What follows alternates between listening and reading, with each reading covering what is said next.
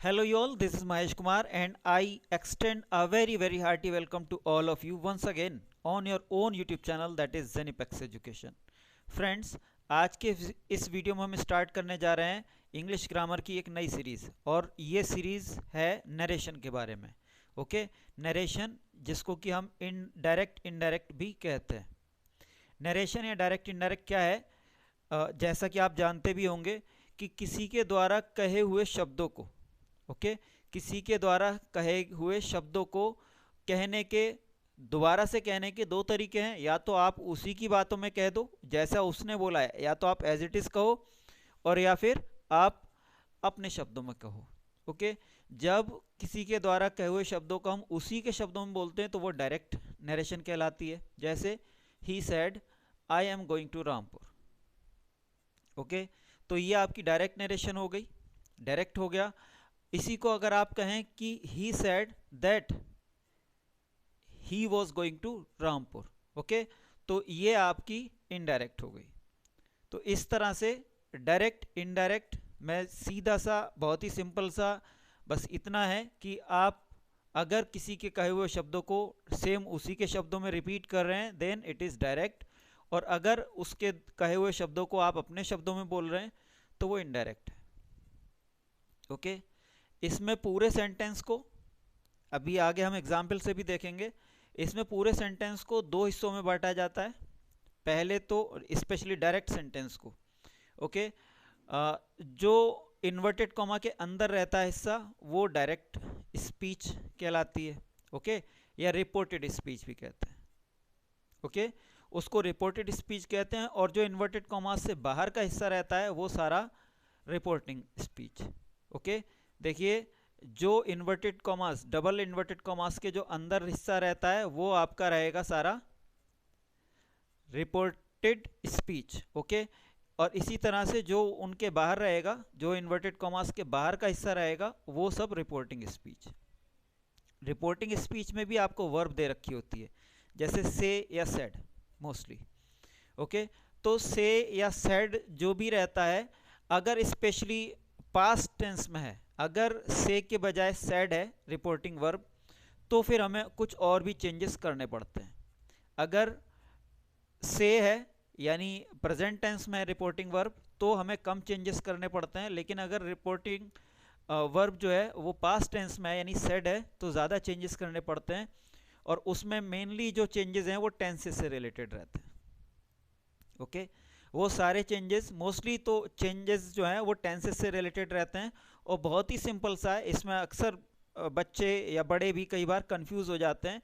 Confuse होने की बात नहीं है, बहुत ही सिंपल सा है। आप एक बार इस टेबल को अगर लर्न कर लेंगे, अच्छे से पढ़ लेंगे, समझ लेंगे, और बार बार इसकी प्रैक्टिस अगर कर लेंगे 4-6 बार, तो आपको बहुत अच्छी तरह से सब लर्न हो जाएगा। ओके, देखिए, जितने भी प्रेजेंट टेंस हैं, प्रेजेंट टेंस के जैसे आप जानते हैं हर एक टेंस को फिर से 4-4 हिस्सों में बांटा गया है।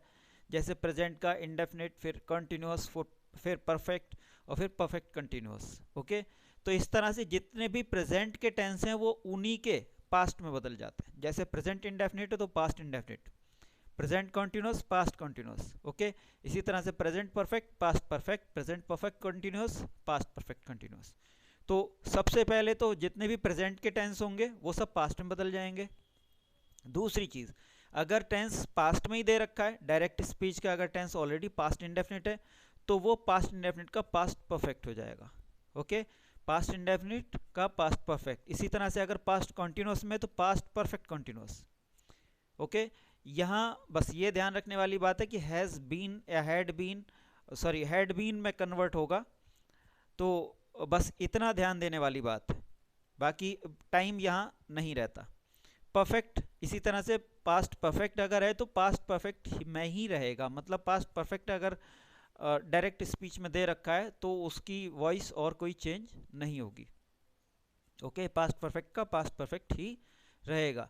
इसी तरह से अगर पास्ट परफेक्ट कंटिन्यूस है तो वो भी पास्ट परफेक्ट कंटिन्यूस ही रहेगा। मतलब दो तरह के सेंटेंसेस, टेंसेस का आप बहुत ही अच्छी तरह समझ लीजिए कि अगर पास्ट परफेक्ट या पास्ट परफेक्ट कंटिन्यूस ऑलरेडी है डायरेक्ट स्पीच का टेंस, तो उसको हमें चेंज नहीं करना। ओके, इसको कई बार पढ़ लीजिएगा और प्रैक्टिस कर लीजिएगा लिख लिख करके, तो आपको बहुत इजीली लर्न हो जाएगा। इसी तरह से जितने भी फ्यूचर के टेंसेस रहेंगे, अगर फ्यूचर में है कोई टेंस, तो आपको सिर्फ इतना करना है कि जहां भी विल शैल आ रहा है उसका वुड शुड कर देना अकॉर्डिंग टू सब्जेक्ट। ओके, जैसा सब्जेक्ट होगा, जैसे आप जानते हैं कि आई और वी के साथ शैल आता है, बाकी सबके साथ विल आता है। ओके, तो इन्हीं को जब आप इनडायरेक्ट स्पीच में चेंज करेंगे, तो जो भी आपका सब्जेक्ट होगा, अगर आई और वी है तो उसके साथ मोस्टली शुड होगा और बाकी सबके साथ वुड। ओके, तो इसकी अच्छे से एक बार प्रैक्टिस कर लीजिए और बहुत ही इजीली आपको ये लर्न होने वाली है। इसमें मेरे ख्याल से कोई ऐसी समस्या नहीं आने वाली। तो टेंसेस के अलावा भी आपको कुछ चेंजेस करने पड़ते हैं, स्पेशली ऐसे वर्ड्स में जो कि टाइम और प्लेस को डिनोट करते हैं। ओके, टेंसेस के अलावा जो आपको और सेंटेंस में, किसी सेंटेंस में जो इंटरनल चेंजेस करने होते हैं, वो ये हैं कि उसमें जो टाइम को और प्लेस को जो डिनोट करते हैं वर्ड्स स्पेशली, उनको हमें चेंज करना पड़ता है पास्ट टेंस में, अगर स्पेशली आपकी रिपोर्टिंग वर्ब है तो। हालांकि कुछ को तो हमेशा ही चेंज करना पड़ता है।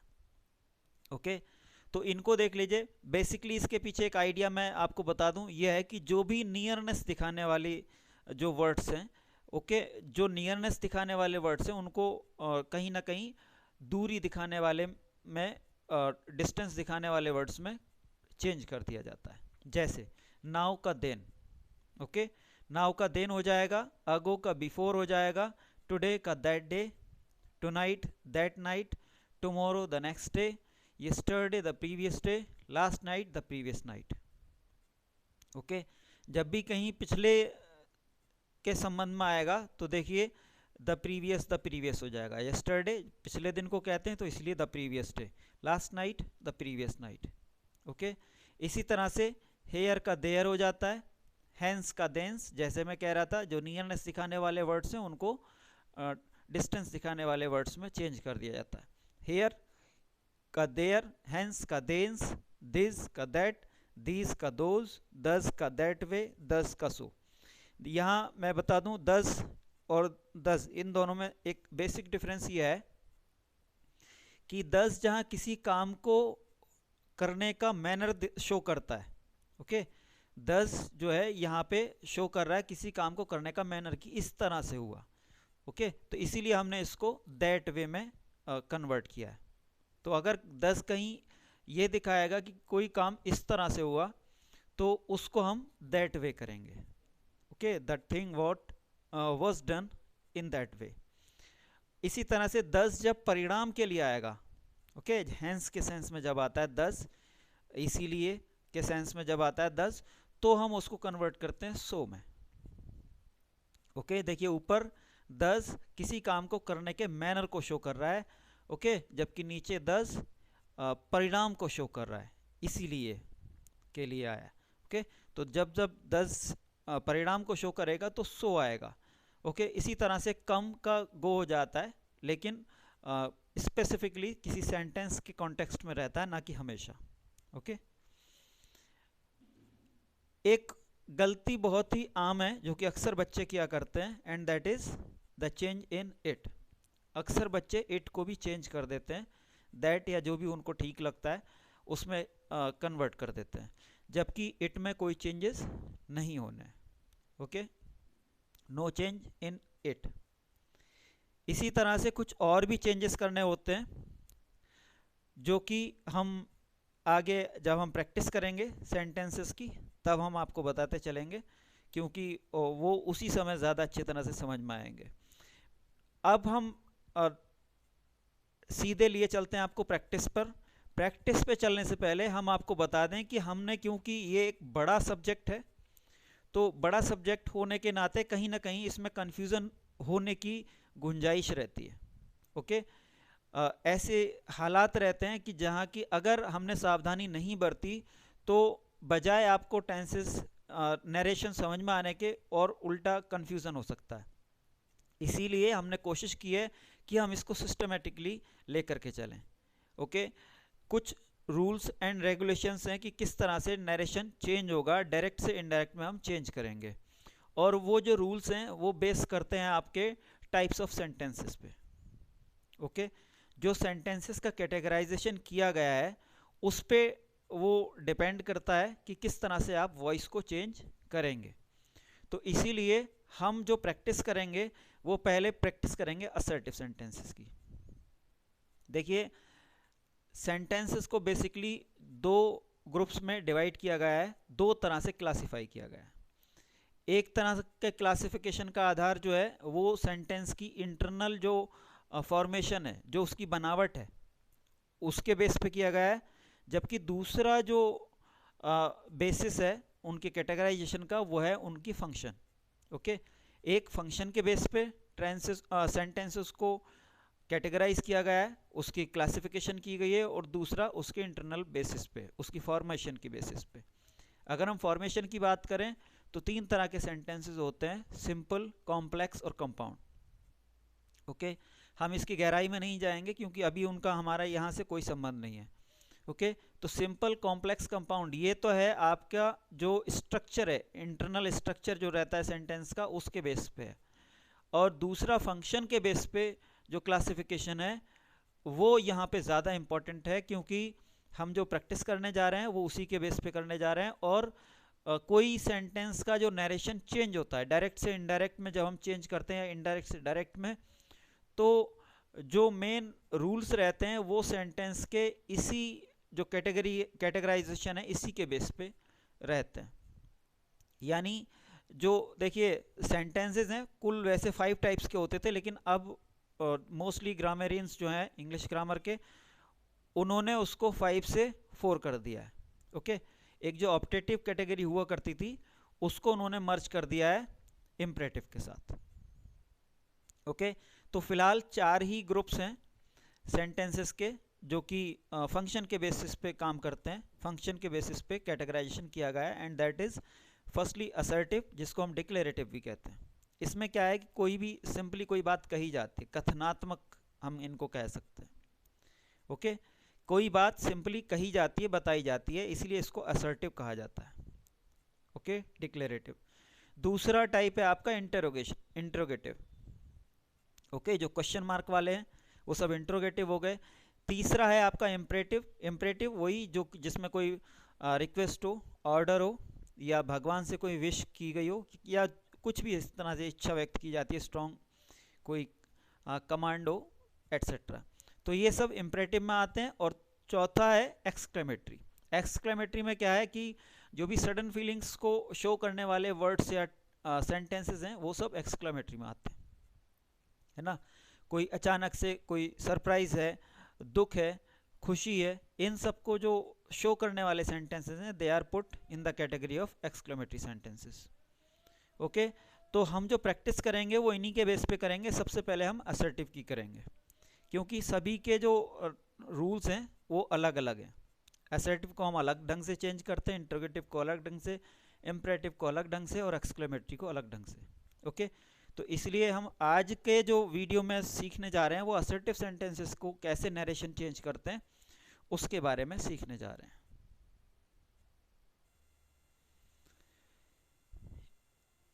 प्रॉपर प्रैक्टिस करने से पहले मैं आपको एक लास्ट पॉइंट और शेयर कर लूं, और वो है मॉडल वर्ब्स में चेंज। देखिए, जहां जहां मॉडल वर्ब्स आएंगी, अगर प्रेजेंट टेंस में है रिपोर्टिंग वर्ब तो वहां चेंजेस नहीं होंगे, और अगर पास्ट टेंस में है तो कहीं चेंजेस हो सकते हैं। जैसे जनरली कैन का कुड, विल का वुड, ओके, शैल का शुड, इस तरह से हो जाते हैं। ओके, तो वो बहुत ज़्यादा कुछ नहीं है। ज़रूरत पड़ी तो हम आगे आपको एक लिस्ट भी प्रोवाइड करा देंगे उसकी कि किसको किस में चेंज किया जाता है। ओके, वैसे उसमें कोई ऐसी कोई रॉकेट साइंस जैसी कोई कॉम्प्लिकेटेड स्टोरी नहीं है, फिर भी हम बाद में उसको आपको अवेलेबल करा देंगे। ओके, तो चलिए अब प्रैक्टिस पर आते हैं, सीधे प्रैक्टिस देखते हैं। तो चलिए सीधे प्रैक्टिस करते हैं। अब देखिए, आप फर्स्ट सेंटेंस देखिए, she says it is very cold today. Okay, इस सेंटेंस में जैसे कि हम कह रहे थे दो हिस्से होते हैं। एक तो वो वर्ड्स होते हैं जो कि एज इट इज़ बोले जा रहे हैं, जैसे उसने कहा था वैसे ही बोले जा रहे हैं, और इसलिए हम उनको एक डायलॉग की फॉर्म में शो करते हैं, यानी double interrogative double inverted commas में बंद दिखाते हैं उनको, ओके। वे डबल इन्वर्टेड कॉमास के बीच में रहते हैं। जैसे यहां से देखिए, it is very cold today, okay. ये आपकी जो ये स्पीच है ये डायरेक्ट स्पीच कहलाती है, ओके। डायरेक्ट स्पीच है और ये हम कह सकते हैं कि ये रिपोर्टेड स्पीच है, ओके। यही रिपोर्टेड स्पीच कहलाती है। जो डबल इन्वर्टेड कॉमा में बंद है वही रिपोर्टेड स्पीच कहलाती है, जबकि उससे बाहर का जो पार्ट रहा आपका ये पूरा ये रिपोर्टिंग स्पीच कहलाएगा, ओके। जो डबल इन्वर्टेड कॉमा से बाहर का है वो रिपोर्टिंग स्पीच, और जो डबल इन्वर्टेड कॉमा के अंदर का पार्ट है वो रिपोर्टेड स्पीच। यहां रिपोर्टिंग स्पीच पहले दे रखी है, कई सेंटेंसेस में आपको बाद में मिल जाएगी, ओके। तो उससे परेशान होने की कोई बात नहीं है, वो सब चेंजेस एक ही तरह से होते हैं, ओके। तो ये आपकी रिपोर्टिंग स्पीच है और ये आपकी रिपोर्टेड स्पीच है। अब बात आती है कि हम इनको कैसे कन्वर्ट करें। तो हमेशा एक बात को बहुत अच्छी तरह से दिमाग में रखिए, कभी भी आप नरेशन कर रहे हैं, कभी भी नरेशन की किसी एक्सरसाइज को प्रैक्टिस कर रहे हैं, तो सबसे पहले आपको ये ध्यान देना है कि रिपोर्टिंग स्पीच किधर है। रिपोर्टिंग स्पीच देख लिया आपने, अब रिपोर्टिंग स्पीच पे आके भी आप सबसे पहले आप ध्यान देंगे कि रिपोर्टिंग वर्ब कौन सी है, ओके। रिपोर्टिंग वर्ब जैसे ये है शी सेज, सेज यहाँ पे आपकी रिपोर्टिंग वर्ब हो गई, ये वर्ब है, ओके। सेज, तो ये रिपोर्टिंग पार्ट में आ रही है, तो यही आपकी रिपोर्टिंग वर्ब होगी, ओके। अब रिपोर्टिंग वर्ब फाइंड आउट करने के बाद में आपको सबसे पहले ये देखना है कि वो प्रेजेंट टेंस में है या पास्ट टेंस में। जैसे आप देख रहे हैं यहाँ पे सेज, सेज आपको पता है प्रेजेंट टेंस में लगता है, किसी वर्ब में ऐसे यस तभी लगता है जब वो प्रेजेंट टेंस में हो, ओके। फर्स्ट फॉर्म भी प्रेजेंट टेंस में ही आती है विदाउट एनी हेल्पिंग वर्ब, तो ऐसे ही यहाँ without any helping verb says आया है, ओके। तो ये प्रेजेंट टेंस की हेल्पिंग प्रेजेंट टेंस की वर्ब है। अब जब एक बार वर्ब डिसाइड हो गई और स्पेशली हमें ये पता चल गया कि वो प्रेजेंट टेंस में है, तो हमें फिर दूसरी बात ये दिमाग में रखनी है हमेशा कि अगर रिपोर्टिंग वर्ब आपकी प्रेजेंट टेंस में है तो जो रिपोर्टेड स्पीच है, जो रिपोर्टेड स्पीच है उसका टेंस हमको चेंज नहीं करना, ओके। मैं सिर्फ यहाँ टेंस की बात कर रहा हूँ। जो भी रिपोर्टेड स्पीच है, फिर रिपोर्टेड स्पीच का टेंस आपको चेंज नहीं करना, हालांकि उसमें कुछ स्ट्रक्चरल चेंजेस हो सकते हैं, जो भी उसमें नाउन प्रोनाउंस यूज हुई हैं उनमें कुछ चेंजेस हो सकते हैं। हालांकि इस सेंटेंस में कोई ऐसा चेंज नहीं हुआ, लेकिन बहुत सारे सेंटेंसेस में आप देखोगे सब्जेक्ट के या जो भी स्पीकर है उसके अकॉर्डिंग कुछ वर्ड्स में चेंजेस हो सकते हैं। तो जैसे इसको देखेंगे आप, शी सेज, जैसे ये जब यहाँ सेज लिख रखा था तो हमने इसको ऐसे ही रहने दिया, शी सेज को शी सेज ही रहने दिया। उसके बाद जो हमें दूसरा काम करना है वो ये करना है कि ये जो डायरेक्ट स्पीच रिपोर्टिंग वर्ब के बाद, रिपोर्टिंग स्पीच के बाद जो कॉमा आपका दे रखा होता है उस कॉमा को हटाना है, उसकी जगह पे हमें दैट एक कनेक्टर के तौर पे लगाना होता है, ओके। कनेक्टर इसलिए कि जैसे आप देखेंगे ये डायरेक्ट स्पीच जो थी उसको और जो रिपोर्टिंग वर्ब थी उसको दोनों को कनेक्ट कर रहा है, इसलिए इसको कनेक्टर कहते हैं यहाँ पे, ओके। तो जो इनडायरेक्ट स्पीच है और जो डायरेक्ट स्पीच है दोनों को कनेक्ट कर रहा है, हालांकि यहाँ अब हम उसको इनडायरेक्ट स्पीच ही कहेंगे। तो इन दोनों को कनेक्ट कर रहा है रिपोर्टिंग वर्ब, रिपोर्टिंग स्पीच और रिपोर्टेड स्पीच दोनों को कनेक्ट कर रहा है, ये हम कह सकते हैं। शी सेज दैट, इतना काम हो गया। अब इट इज वेरी कोल्ड, जैसे कि हम कह रहे थे इट चेंज नहीं होगा, ओके, इसलिए इट को इट ही रहने दिया। She says that it is very cold today, okay. यहां पे टेंस चेंज नहीं हुआ क्योंकि रिपोर्टिंग वर्ब ऑलरेडी प्रेजेंट में थी, इसीलिए टेंस में कोई चेंज नहीं होगा। दूसरा देखिए, the teacher says I work very hard, फिर से आप देख रहे हैं जो रिपोर्टिंग वर्ब है वो फिर से प्रेजेंट में है, okay. Teacher, the teacher says as it is, जैसे जितना ये था वो उतना वैसे ही लिख लिया। अब जो हमें आगे देखना है, बस यहाँ से चेंज करना है, जो कॉमा था कॉमा की जगह पे कनेक्टर आ जाएगा दैट। ओके, और उसके बाद में हमने लिखा है आई को हमने ही शी में कन्वर्ट कर देंगे। देखिए यहाँ द टीचर कहा है हमने, the teacher says I work very hard.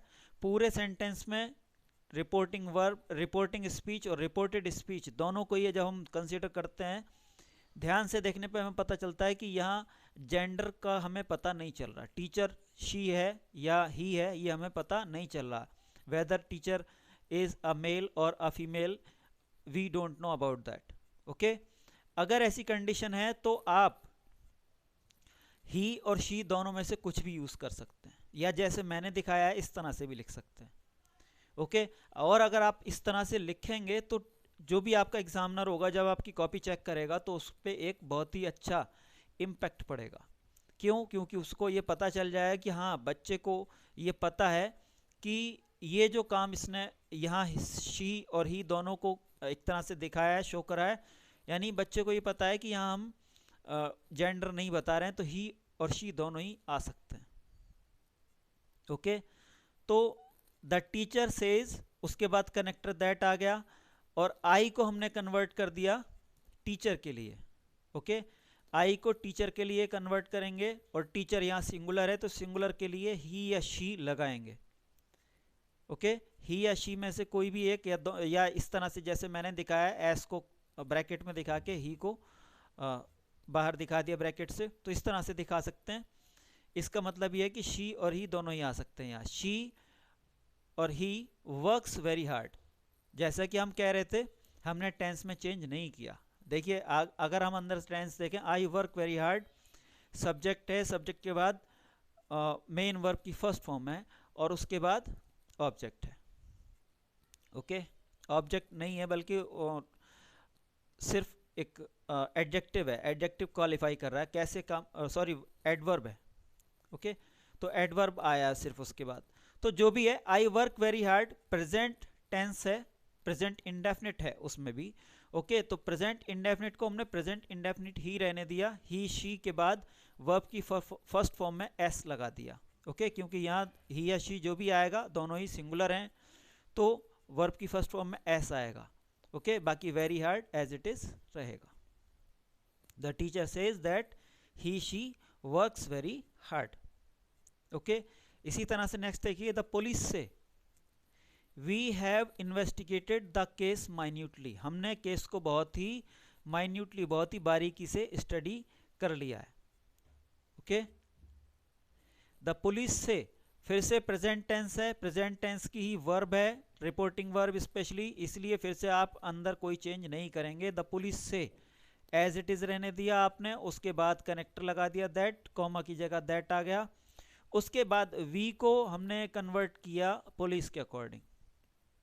Okay, we को पुलिस के अकॉर्डिंग चेंज किया, दे लगाया, और उसके बाद दे के साथ हैव आएगा, जैसे यहाँ था प्रेजेंट परफेक्ट की बात हो रही है, तो ऐसे ही प्रेजेंट परफेक्ट ही रहने देंगे, तो दे के साथ हैव आ जाएगा, उसके बाद वर्ब की थर्ड फॉर्म इन्वेस्टिगेटेड, और उसके बाद एज इट इज बाकी का जो हिस्सा है वो भी ऐसा ही रहेगा।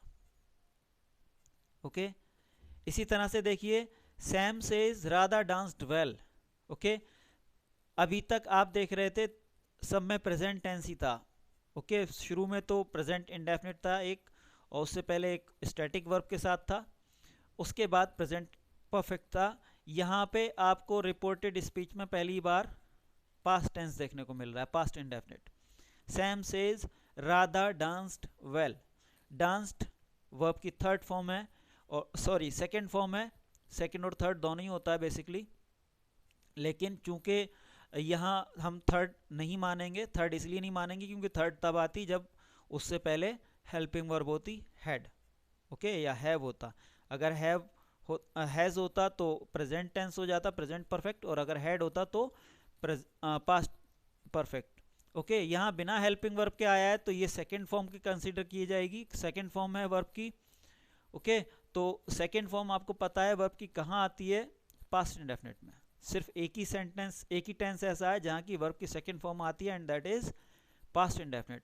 तो Sam says Radha danced well, जो आपकी डायरेक्ट स्पीच है, रिपोर्टिंग स्पीच है आपकी वो यहाँ पे पास्ट इंडेफिनिट में है, ओके।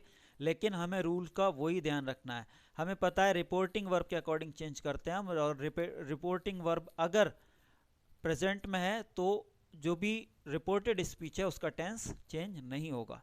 तो वैसे ही याद करेंगे, सैम सेज के बाद कनेक्टर दैट लगा देंगे, उसके बाद Radha danced well as it is लिख देंगे। तो जैसा आप देख रहे हैं बहुत ही इजी है, बस वही चीज़ है कि हमको बेसिक्स पकड़ के रखने हैं, बेसिक्स नहीं छोड़ने।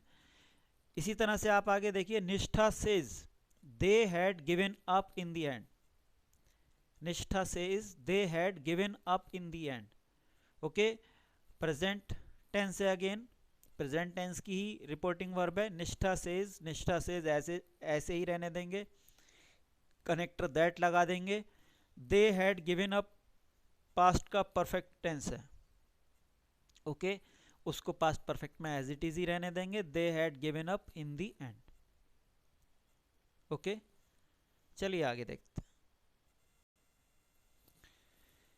आगे देखिए, अब रिपोर्टिंग वर्ब आपकी आ गई फ्यूचर टेंस में, ओके। रिपोर्टिंग वर्ब अब आगे देखिए, विल से, ओके। दोनों में ही जो रिपोर्टिंग वर्ब है नेक्स्ट टू सेंटेंसेस में, दोनों में ही फ्यूचर टेंस में। और अगेन आपको फिर से ध्यान रखना है कि फ्यूचर टेंस के लिए भी सेम वही रूल्स रहेंगे जो कि प्रेजेंट टेंस के लिए थे। यानी जैसे प्रेजेंट टेंस की रिपोर्टिंग वर्ब के साथ आप टेंस में चेंज नहीं कर रहे थे, जो डायरेक्ट स्पीच थी उसके टेंस को चेंज नहीं कर रहे थे, सेम वैसे ही फ्यूचर टेंस में भी रहने वाला है, ओके। अगर रिपोर्टिंग वर्ब प्रेजेंट टेंस या फ्यूचर टेंस में रहेगी तो रिपोर्टेड स्पीच का टेंस चेंज नहीं होगा। Again I am repeating, okay. अगर रिपोर्टिंग वर्ब प्रेजेंट टेंस या फ्यूचर टेंस में रहेगी तो रिपोर्टेड स्पीच जो भी है उसका टेंस चेंज नहीं होगा। जैसा कि आप यहाँ दो एग्जाम्पल्स में इनमें देखेंगे। Rahul will say I have a beautiful car, okay. Rahul will say as it is रहने दिया आपने इसको भी, और उसके बाद सिर्फ कनेक्टर लगाया और सिर्फ आई को चेंज कर दिया सब्जेक्ट के अकॉर्डिंग, जिसके लिए आई यूज हुआ है। राहुल के लिए यहाँ यूज हुआ है तो राहुल के लिए आपने ही लगा दिया, ओके। मेल पर्सन है, सिंगुलर मेल पर्सन राहुल, तो उसके लिए जो उसको डिनोट करने के लिए नाउन आएगी वो सिंगल मेल ही, okay. He has a beautiful car, he has a beautiful car as it is रहने दिया। इसी तरह से the captain will say we have to work hard, the captain will say we have to work hard, okay. The captain will say that, connector लगा दिया, उसके बाद we को उसकी टीम के अकॉर्डिंग, यहाँ टीम के लिए आया है उसके, या जो भी उसके अंडर में सारे लोग हैं उनके लिए आया है, तो इसलिए उसको दे में कन्वर्ट कर दिया, okay. That they have to work hard, they अब प्लूरल है तो प्लूरल के साथ हैव आएगा, ओके। तो इस तरह से आपने देखा कि अगर रिपोर्टिंग वर्ब प्रेजेंट टेंस में है या रिपोर्टिंग वर्ब फ्यूचर टेंस में है तो जो रिपोर्टेड स्पीच है उसका टेंस हम चेंज नहीं कर रहे हैं, ओके। लेकिन अब आप आगे देखेंगे कि किस तरह से जैसे ही रिपोर्टिंग वर्ब का टेंस पास्ट टेंस में जाता है वैसे ही अंदर भी चेंजेस हो जाते हैं। और वो बेसिकली क्या चेंजेस होते हैं इसको हमने आपको अच्छी तरह समझने के लिए कुछ उन्हीं सेंटेंसेस को रिपीट किया है जो कि हमने ऊपर बनाए थे डायरेक्ट प्रेजेंट टेंस की रिपोर्टिंग वर्ब के साथ, ओके। जैसे फर्स्ट टेंस आपने देखा था, she says it is very cold today, okay. तो उसी का हमने सिर्फ शी सेज का सेड कर दिया, she said it is very cold today. जो उसकी स्पीच थी उसको एज इट इज़ रहने दिया, डायरेक्ट स्पीच को, डायरेक्ट नरेशन को हमने ऐसे ही रहने दिया, it is very cold today, okay. तो देखिए कि क्या चेंजेस होंगे। शी सेड, देखिए जब तक यहाँ ऑब्जेक्ट नहीं है, वो किससे, कोई भी स्पीकर है वो जो बात को कह रहा है वो किससे कह रहा है, जब तक ये नहीं दे रखा होता तब तक हम सेड का सेड ही रहने देंगे, ओके। और आगे आप देखेंगे किस तरह से जब ऑब्जेक्ट भी आता है, जैसे शी सेड टू मी, अगर इस तरह से होता तो सेड की जगह पे हम टोल्ड कर सकते हैं। ओके, तो फिलहाल यहाँ पे ऑब्जेक्ट नहीं है तो हम सेड का सेड ही रहने देंगे। She said it is very cold today, पहले कनेक्टर आएगा, कनेक्टर तक तो रूल सेम रहेगा, कोई परेशानी नहीं है। Okay, she said that it is very cold today, present tense में है, इसको सिंपली उठा करके पास्ट में चेंज कर देंगे। इज आपका सिंगुलर के लिए आता है प्रेजेंट टेंस में, और सिंगुलर के लिए पास्ट में क्या आएगा, बस इतना कर लेंगे, इट के साथ वॉज आ जाएगा। ओके, अगर प्लूरल में होता तो वैसे ही हम वर लगा देते। तो she said that it was very cold today, cold today का दैट डे हो जाएगा, जैसे कि आपने ऊपर लिस्ट में देखा था टुडे का that day. Okay, next one is the teacher said, फिर से वो जो सेकंड टेंस हमने सेकंड सेंटेंस लिया था वही सेंटेंस है same. The teacher said the teacher I work very hard, the teacher said I work very hard. Okay, the teacher said that, अब आई किसके लिए आया है, टीचर के लिए, तो टीचर के लिए सिंगुलर, यहाँ फिर से मैं बता दूं आपको, मैंने यहाँ नहीं लिखा है, फिर से रिपीट नहीं किया है, जैसे कि वहाँ आपने लिखा था शी और ही दोनों, शी और ही दोनों ही यूज़ कर सकते हो यहाँ, क्योंकि अगेन हमें जो भी टीचर है उसका जेंडर नहीं पता। Okay, the teacher said that he worked very hard. Okay, first form थी, बस उसकी हमने सेकेंड फॉर्म कर दी, पास्ट इंडेफिनिट हो गया, यहाँ प्रेजेंट इंडेफिनिट था। थर्ड वन देखिए, the police said we have investigated the case minutely. Okay, the police said we have investigated the case minutely, इसका हो जाएगा the police said that they had investigated the case minutely. सिर्फ आपको tense change करना है।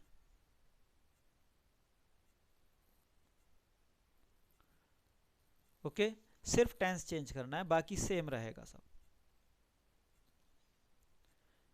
तो ये video हमारा नेक्स्ट, ये हमारा जो प्रैक्टिस है नेक्स्ट वीडियो में भी रहेगी। तो मिलते हैं अपने नेक्स्ट वीडियो में। Till then keep studying, keep learning and keep growing.